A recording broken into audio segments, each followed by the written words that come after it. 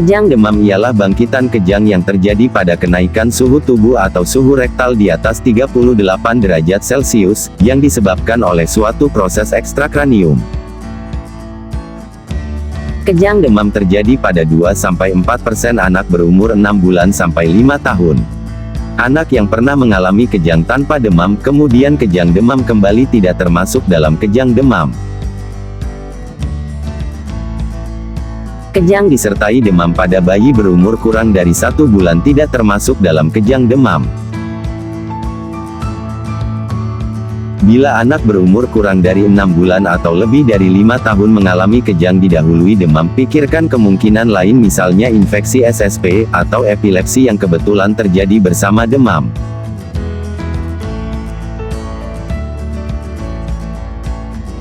Klasifikasi kejang demam. 1. Kejang demam sederhana. Kejang demam yang berlangsung singkat, kurang dari 15 menit, dan umumnya akan berhenti sendiri. Kejang berbentuk umum tonik dan atau klonik, tanpa gerakan vokal. Kejang tidak berulang dalam waktu 24 jam. Kejang demam sederhana merupakan 80% di antara seluruh kejang demam. 2. Kejang demam kompleks. Kejang demam dengan salah satu ciri berikut ini. A. Kejang lama lebih besar dari 15 menit. B. Kejang vokal atau parsial satu sisi, atau kejang umum didahului kejang parsial. C. Berulang atau lebih dari 1 kali dalam 24 jam.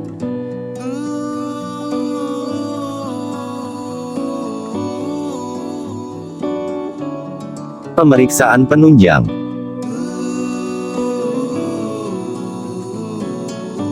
1. Pemeriksaan laboratorium. Pemeriksaan laboratorium tidak dikerjakan secara rutin pada kejang demam, tetapi dapat dikerjakan untuk mengevaluasi sumber infeksi penyebab demam, atau keadaan lain misalnya gastroenteritis, dehidrasi, disertai demam. 2. Fungsi lumbal. Pemeriksaan cairan cerebrospinal dilakukan untuk menegakkan atau menyingkirkan kemungkinan meningitis.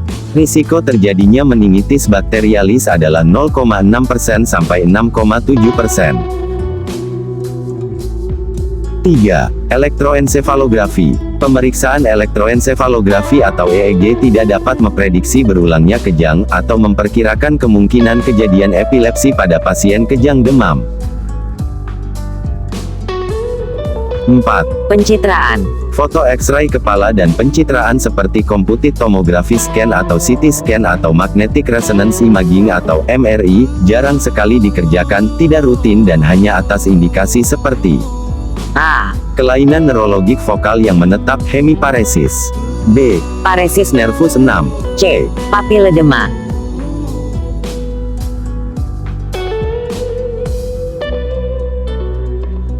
Prognosis.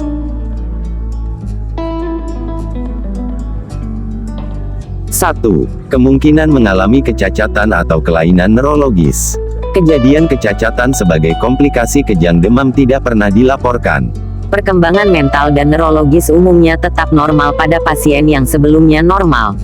Penelitian lain secara retrospektif melaporkan kelainan neurologis pada sebagian kecil kasus, dan kelainan ini biasanya terjadi pada kasus dengan kejang lama atau kejang berulang baik umum atau vokal.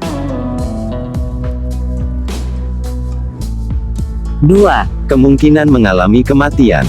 Kematian karena kejang demam tidak pernah dilaporkan.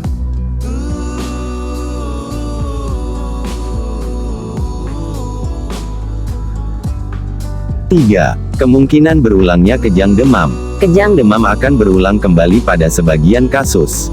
Faktor risiko berulangnya kejang demam adalah riwayat kejang demam dalam keluarga, usia kurang dari 12 bulan, temperatur yang rendah saat kejang, cepatnya kejang setelah demam. 4.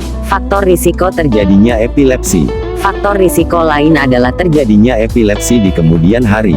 Faktor risiko menjadi epilepsi adalah kelainan neurologis atau perkembangan yang jelas sebelum kejang demam pertama.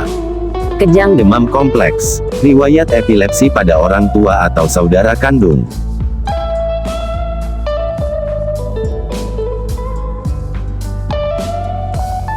Penata laksanaan saat kejang. Biasanya kejang demam berlangsung singkat dan pada waktu pasien datang kejang sudah berhenti. Apabila datang dalam keadaan kejang, obat yang paling cepat untuk menghentikan kejang adalah diazepam yang diberikan secara intravena. Dosis diazepam intravena adalah 0,3 sampai 0,5 mg per kilogram perlahan-lahan dengan kecepatan 1 sampai 2 mg menit atau dalam waktu 3 sampai 5 menit dengan dosis maksimal 20 mg. Obat yang praktis dan dapat diberikan oleh orang tua atau di rumah adalah diazepam rektal, level II, level II3, rekomendasi B. Dosis diazepam rektal adalah 0,5 sampai 0,75 mg per kilogram atau diazepam rektal 5 mg untuk anak dengan berat badan kurang dari 10 kg dan 10 mg untuk berat badan lebih dari 10 kg. Atau diazepam rektal dengan dosis 5 mg untuk anak di bawah usia 3 tahun atau dosis 7,5 mg untuk anak di atas usia 3 tahun. Lihat bagan penata laksanaan kejang demam.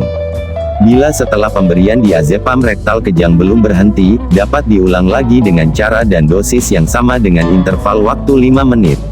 Bila setelah 2 kali pemberian diazepam rektal masih tetap kejang, dianjurkan ke rumah sakit. Di rumah sakit dapat diberikan diazepam intravena dengan dosis 0,3 sampai 0,5 mg per kilogram. Bila kejang tetap belum berhenti, diberikan phenytoin secara intravena dengan dosis awal 10 sampai 20 mg per kilogram, kali dengan kecepatan 1 mg per kilogram menit atau kurang dari 50 mg menit. Bila kejang berhenti, dosis selanjutnya adalah 4-8 mg per kilogram hari, dimulai 12 jam setelah dosis awal.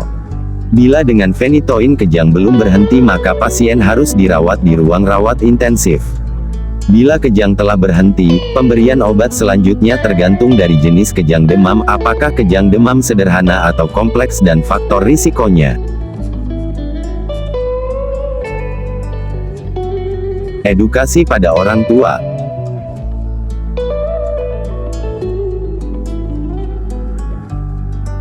Kejang selalu merupakan peristiwa yang menakutkan bagi orang tua. Pada saat kejang sebagian besar orang tua beranggapan bahwa anaknya telah meninggal. Kecemasan ini harus Dikurangi dengan cara yang diantaranya A. Meyakinkan bahwa kejang demam umumnya mempunyai prognosis baik. B. Memberitahukan cara penanganan kejang. C. Memberikan informasi mengenai kemungkinan kejang kembali. D. Pemberian obat untuk mencegah rekurensi memang efektif tetapi harus diingat adanya efek samping.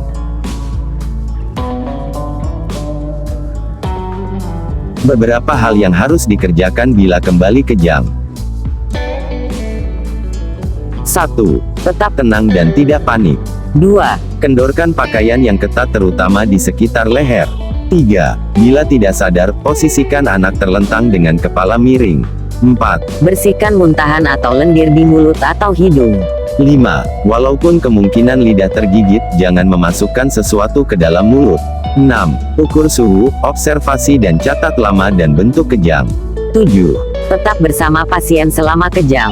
8. Berikan Diazepam rektal, dan jangan diberikan bila kejang telah berhenti. 9. Bawa ke dokter atau rumah sakit bila kejang berlangsung 5 menit atau lebih.